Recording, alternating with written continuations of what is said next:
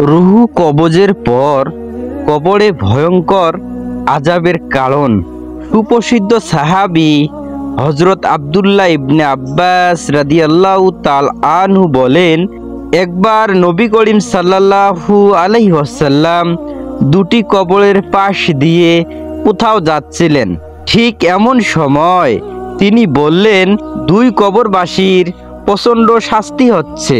বড় কোনো অপরাধে যে তাদের শাস্তি হচ্ছে তা কিন্তু নয়।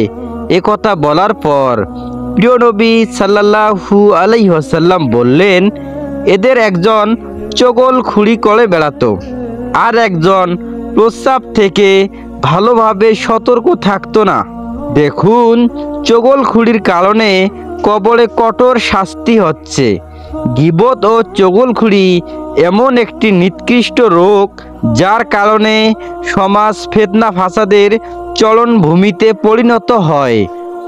এর দ্বারা আত্মীয়তার বন্ধন ছিন্ন হয় এবং সাজানো ঘর ম্লান ভূমিতে পরিণত হয়।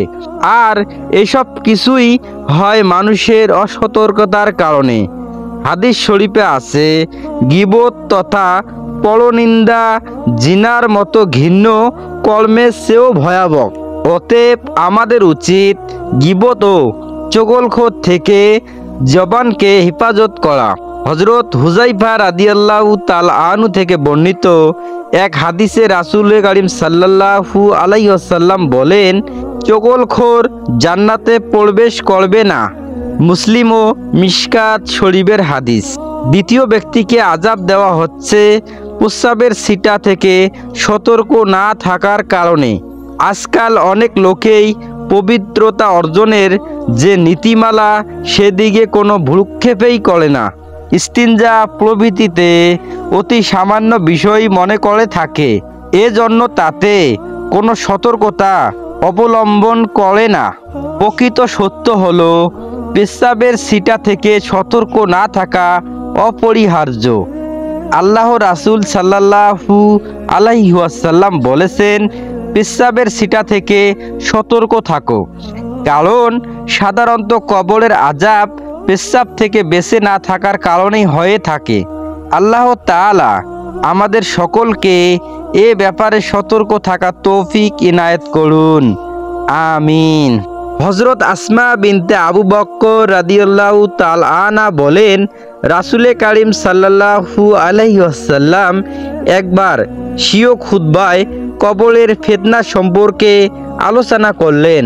এ সময় তিনি কবরের ফিতনার এমন একটি বর্ণনা দিলেন যে লোকজন অযোধ্ধায় কাঁদতে লাগলো। কান্নার এমন রোল পড়ে গেল যে ব্যাপারটা কি তা আমি কিছুই বুঝে উঠতে পারিনি। পরিস্থিতি কিছুটা শান্ত হলে আমি আমার পাশের এক লোককে জিজ্ঞাসা করলাম, একটু পূর্বে নবীজি কি বলেছিলেন? যা শুনে লোকজন এভাবে কান্নাকাটি শুরু করে দিল।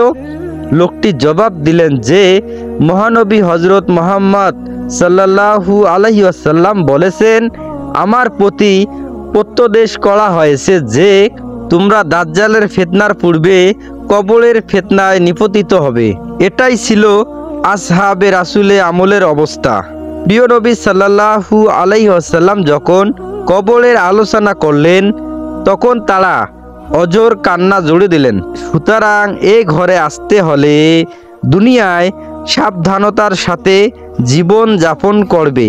এখন আমাদের চিন্তা করা দরকার যে কবরের কঠিন মুহূর্তে যেসব আমল কাজে আসবে তা আমাদের কাছে কতটুকু বিদ্যমান আছে। ওই পরিবার, প্রিয়জন, ওই ধন সম্পদ ও আসবাস সামগ্রী যা এই কঠিন মুহূর্তে আমাদের সঙ্গ ত্যাগ করবে তা বেশি বেশি অর্জনের জন্য আমরা কতই না চিন্তিত থাকি। কি সঞ্চয় করা উচিত আর আমরা কি সঞ্চয় করছি, কি অর্জন করা উচিত আর আমরা কি অর্জন করছি।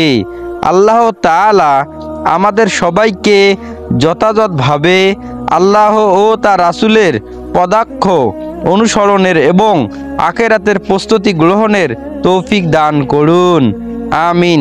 প্রিয় বন্ধুগণ, এরকম নিত্য নতুন ভিডিও পেতে আমাদের এই ছোট্ট চ্যানেলটি সাবস্ক্রাইব করে পাশে থাকবেন ইনশাআল্লাহ।